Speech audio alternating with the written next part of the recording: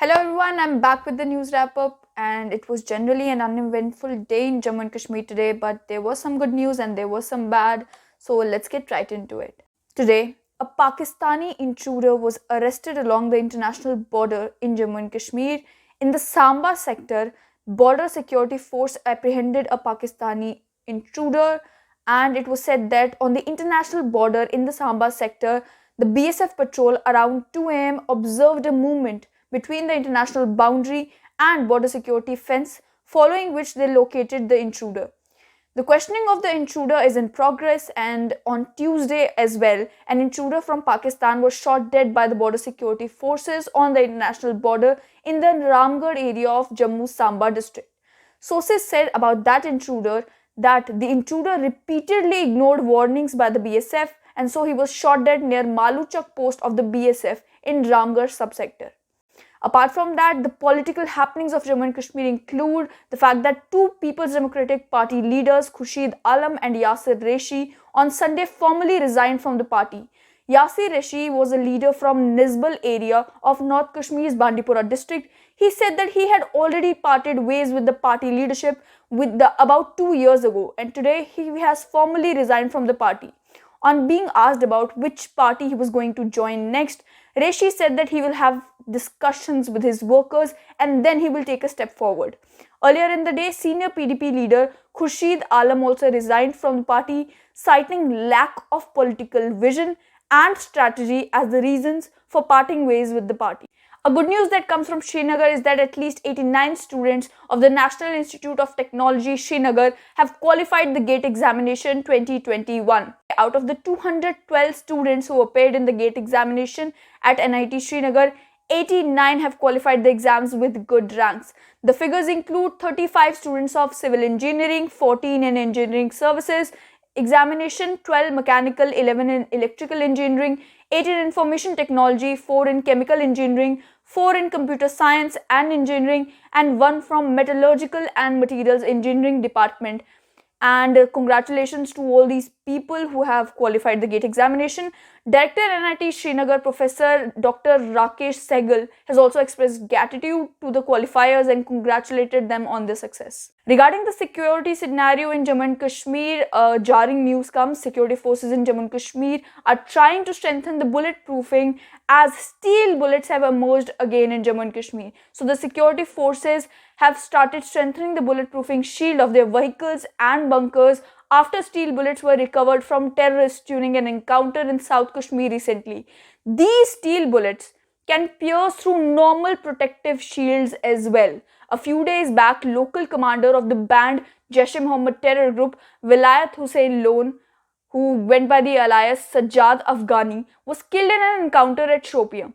The army had recovered 36 rounds of armed steel core bullets from the site.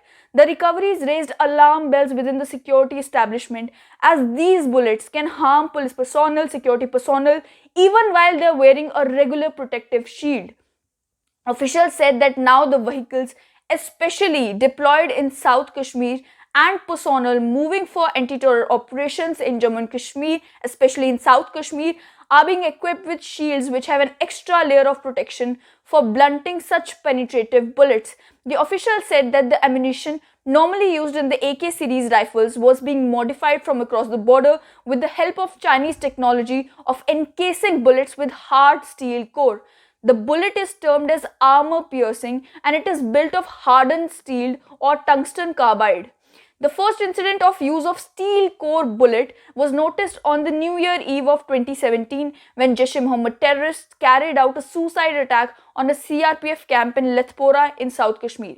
5 paramilitary personnel were killed in the attack, and one of them was hit by a bullet fatally despite using a static bulletproof shield provided by the army. Normally, the bullets terrorists use in their assault rifles have a lead core covered with mild steel which cannot penetrate a bulletproof shield. But after the December 31st, 2017 encounter, a detailed analysis was done by the forces to change the way they protected themselves. This is what the officials said, and they also mentioned that the terrorists, mainly from banned Jaish-e-Mohammed group, were armed with the best possible arsenal, including M4 carbines and bullets with steel core, with the capability to pierce a static bulletproof bunker used during counterterrorism operations. Regarding the COVID update, there has been a recent order by the National Blood Transfusion Council that has said that a person cannot donate blood for the next 28 days after taking the last dose of COVID-19 vaccine, as approved in the 30th meeting of the governing body of NBTC, which was held on February 17th. The deferral criteria for blood donation post COVID-19 vaccine was finalized. The order implies that the donor has to wait for 28 days after taking the second dose of the vaccine, which means that he or she cannot donate for 56 days after taking the first jab of the vaccine, since there is a 28-day gap between taking the second dose.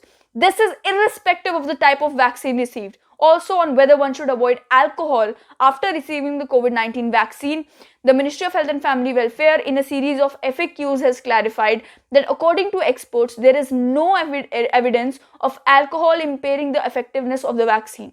Two vaccines, Oxford's Covishield, manufactured by Serum Institute of India, and Bharat Biotech's Covaxin, have been approved by the National Drug Regulator for restricted emergency use in India, and these are the vaccines that are being used in the vaccination drive across the country.